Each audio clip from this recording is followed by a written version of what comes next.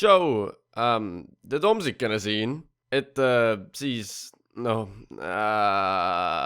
me saime 10 000 subscribe'i kätte.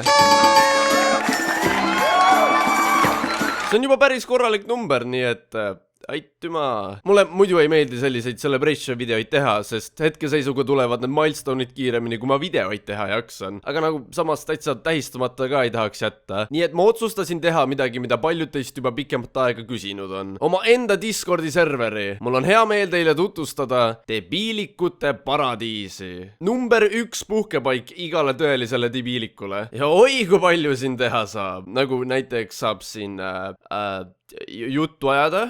Ja siin saab muusikat kuulata. Wake me up when I can't wake up. Ning ka meeme vaadata. Okei, siin pole väga midagi teha. Aga ma lisasin siia sellise koha, kus te saate mulle fanarti saata, sest fanart on sitaks lahe ja ma oleks mega tänulik, kui te saadaksite mulle oma joonistusi ning kui see on piisavalt hea, siis ma pumpsti isegi võin teile Instas promo teha.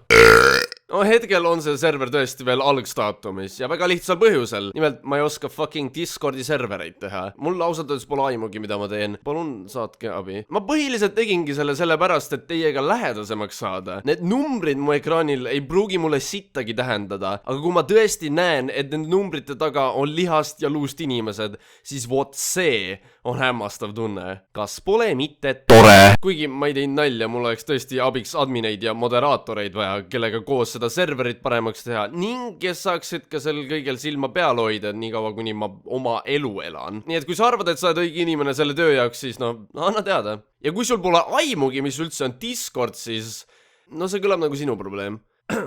Ja te ekraanil näetegi seda linki, millega te mu paradiisi aiaga liituda saate. See link on ka selle video descriptionis ning ka iga tulevase video descriptionis. Nii et tule ja liitu, kutsuge oma sõpru, jaga seda sõnumit lihtsalt ning pea meeles, mu debiilikari on igas mõttes parem kui Destiny oma.